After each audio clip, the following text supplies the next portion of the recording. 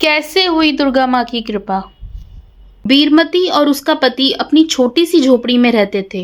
वे दोनों माता के बहुत बड़े भक्त थे। उनके यहाँ शादी के कई साल बीत गए थे, पर उनके कोई संतान नहीं थी। इस बात को लेकर दोनों परेशान रहते थे। बीरमती, हम ऐसा क्या करें कि हमें संतान प्राप्ति हो? माँ शेरा वाली हमारी जरूर मदद करेंगी जी। उनकी कृपा से सब ठीक हो जाएगा, आप चिंता ना करें। दोनों पति पत्नी नित्य प्रति बड़े श्रद्धा भाव से माता भगवती की पूजा अर्चना करते थे। इस तरह कुछ साल बीत गए और उनके यहाँ एक पुत्र का जन्म हुआ। कुछ महीने बाद उनका पुत्र बीमार हो गया। वह उसे डॉक्टर के पास ले गए। डॉक्टर ने उसे देखा और कहा, मैंने दवाई लिख दी है, ठीक हो जाएगा। लेकिन बहुत दवा दारू करने के बाद भी वह ठीक नहीं हुआ। तब गांव की एक बूढ़ी अम्मा उसकी पत्नी को मिली और बोली, बेटी, तू अपने बेटे को गांव के बाहर ऊंची पहाड़ी पर बने माता के मंदिर ले जाकर दर्शन करा। माँ भगवती जरूर इसे ठीक कर देंगी। बूढ़ी अम्मा की बात सुनकर बीरमती की आंखें चमक उठी। उसने घर आकर अपने पति से कहा, सुनो जी, कल हम अपने बेटे को पहाड़ी वाले माँ दुर्गा के मंदिर ले जाएंगे। एक बूढ़ी अम्मा ने बताया है कि जो वहाँ जिस भाव से जाता है उसकी मनोकामना जरूर पूरी हो जाती है। ठीक है, मैं कुछ पैसों का इंतजाम करता हूँ। अगले ही दिन दोनों बीमार पुत्र को लेकर पहाड़ी वाले मंदिर जाते हैं। वह मंदिर में प्रवेश करें उससे पहले ही पुजारी उन्हें टोक देता है। अरे, तुम लोग मंदिर में कैसे घुसे आ रहे हो? तुम अछूतों को मंदिर में आने की इजाजत नहीं है। पुजारी जी, हमारा बेटा बहुत बीमार है, हमें माँ के दर्शन करने दो। नहीं, अछूतों को मंदिर में प्रवेश देकर हम अपना धर्म भ्रष्ट नहीं कर सकते। माँ तो सारे जगत की माँ है, उसकी आराधना का अधिकार सभी को है। माँ किसी में भेद नहीं करती।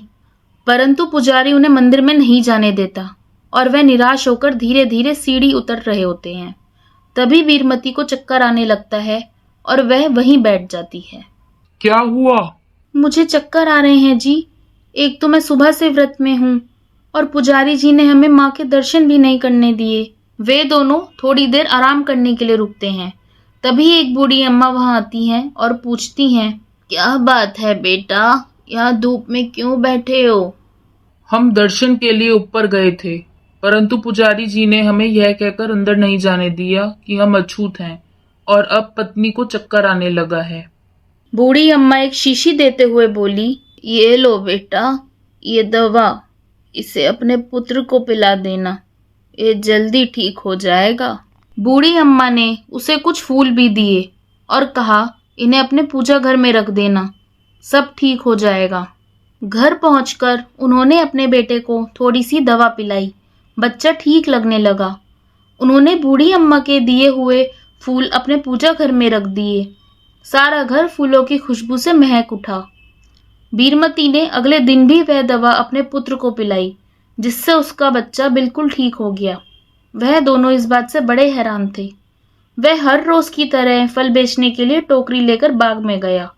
कुछ अमरूद खरीदे और उन्हें गांव के बाहर बैठकर बेचने लगा। एक औरत वहां आई और बोली, भैया, मुझे 1 किलो अमरूद दे दो। उसने अमरूद खाए। अमरूद बहुत ज्यादा मीठे थे। उसने कहा, भैया, मुझे 2 किलो और चाहिए। उस दिन उसके सारे अमरूद बिक गए और उसकी अच्छी आमदनी हुई। कुछ दिन तक ऐसे ही चलता रहा। अब उसके अमरूद बहुत प्रसिद्ध हो गए। उसने बड़ा ठेला लगाना भी शुरू कर दिया था, जिस पर वह हर तरह का फल बेचा करता था। इस तरह वह धीरे धीरे फलों का बड़ा व्यापारी बन गया।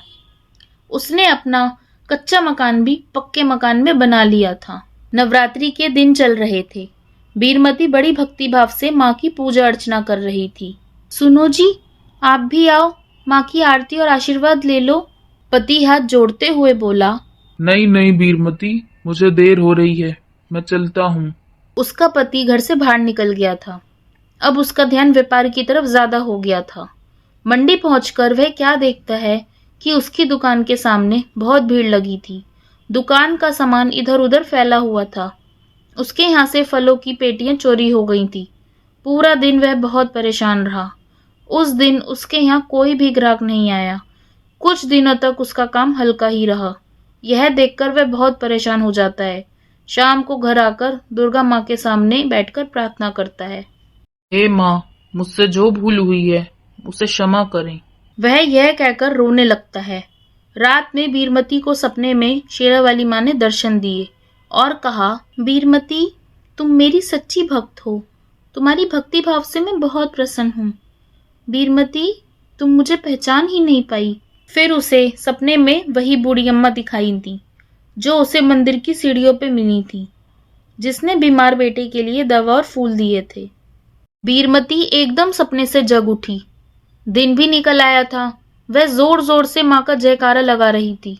अम्बे मैया की जय हो, दुर्गा माता की जय हो, अम्बे मैया की जय हो, दुर्गा माता की जय हो। उसकी आवाज सुनकर उसके पति ने पूछा, क्या हुआ वीरमती? बीरमती ने अपना पूरा स्वप्न अपने पति को सुनाया। स्वप्न सुनकर उसके पति की आंखों से आंसू बहने लगे और वह बोला, माँ ने हमें स्वयं आकर दर्शन दिए और हम उन्हें पहचान ही नहीं पाए। माँ ने अनेक रूपों में हमारी सहायता की है।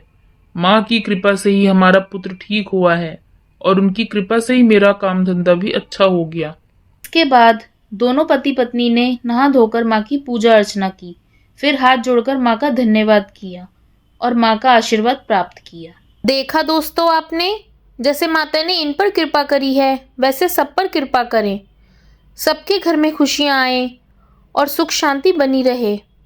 इस कहानी को ज़्यादा से ज़्यादा शेयर करें ताकि सब पर माता की कृपा बनी रहे।